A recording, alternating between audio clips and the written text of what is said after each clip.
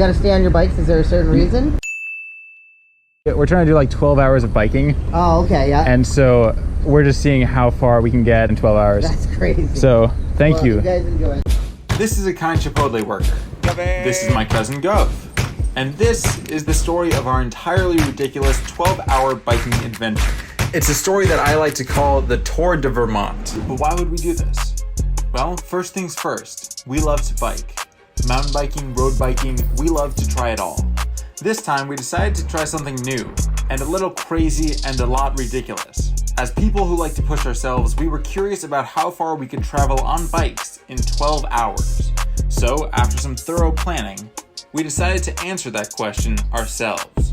So we waited for a nice day, woke up early, grabbed some bikes, and we were off. I'm strapped in, ready to go.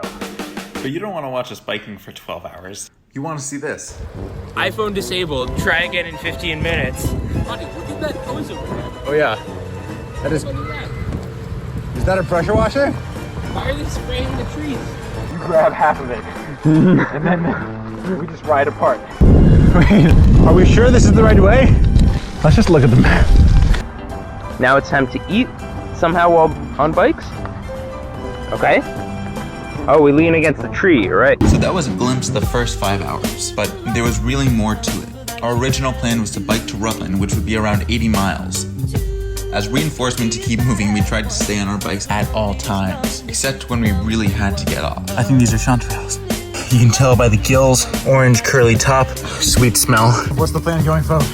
Well, Google Maps tells us we're biking over another mountain. You know, we could have done it on the main roads, but where's the fun in that? Also, we didn't really have to worry about time or where we went, and so more back roads the better. For the first couple of hours, it was just beautiful. We were riding through cornfields, cattle farms, and just beautiful Vermont valleys. We thought Google Maps would lead us on some beautiful quiet back roads, but we never expected this. Even crazier is the fact that a Google streetcar went through this road to take pictures of this, and yet they still recommend it. Of course, you can't see how steep it is, but let me tell you, it was steep. You can look at the Strava, how much elevation we climbed there. After cutting between those mountains, there's a straight shot to Rutland. So we're re-entering society. Once there, we wanted to get Chipotle, but we also wanted to stay on our bikes as much as possible. I think I'm right outside your store. Could you possibly bring out the food? My cousin and I are trying to stay on our bikes. Then, after trying to eat lunch on our bikes, we just decided to get off and enjoy eating. As we continued, we kept looking at the time and distance. But because we were covering so much elevation, we weren't covering as many miles as I thought we would. With that in mind, we kept going. Sustainability was key, not speed. Oh, yeah. Or at least that's how I justified That it. was entirely ridiculous. To entertain ourselves, we began the Monty and Gov Protein Bar Critique series. All right, we're gonna do an on-the-road review. On-the-road review Of what? of this bar. It's great. Before the trip, I bought 12 protein bars so that we could split one for each hour. So these were the bars, and we strapped them to the bike for easy access. But unfortunately, that meant the chocolate protein bars were being melted by the sun for the entire day. After trying all of them, our favorite was Tiger Milk, not a sponsor. even though it was completely melted by the time that we ate it. These protein bars helped us out hugely. We also brought along a Jocko Go energy drink, which is an energy drink made by this guy, so you know it works. Gov has his Jocko Go. So after 6 hours, we decided to pop it open. First reaction. Oh.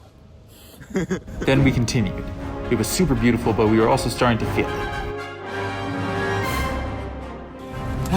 Every pedal is 1 second. Every second is one step closer to 12 hours. So let's get going.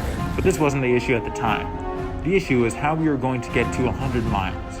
Because we had stopped for lunch and periodic breaks, we would only have around 10 hours of moving. And because we were covering so much elevation, we were only going around 10 miles an hour. We needed to get to that 100-mile milestone, and fast. Now, time was an issue. If we couldn't get at least 10 miles an hour, what were we really doing? So, we went hard. Yeah, buddy. Woo. We rode on a local rail trail. As the sun started to go down, we were hustling to complete our challenge. It was a strange feeling to go by my house and to not be able to stop because we had another hour to go. We kept going, rushing against the clock, until we were finally done. We stopped Strava and cooled down, and boy, was that a long day. In total, we traveled over 101 miles and climbed over 5,700 feet. This challenge was great, and I have so many more like these on my homepage if you want to learn more about those. This challenge was something entirely different from the other ones though, and we weren't done. While the trip was great, the elevation messed with answering the question of how far we can travel in 12 hours. So check in next time for part 2. There's a world of possibilities outside, and all you have to do is open your front door to access it. That's what this adventure taught me, at least. I'll see you guys next time. Open your door. Why not?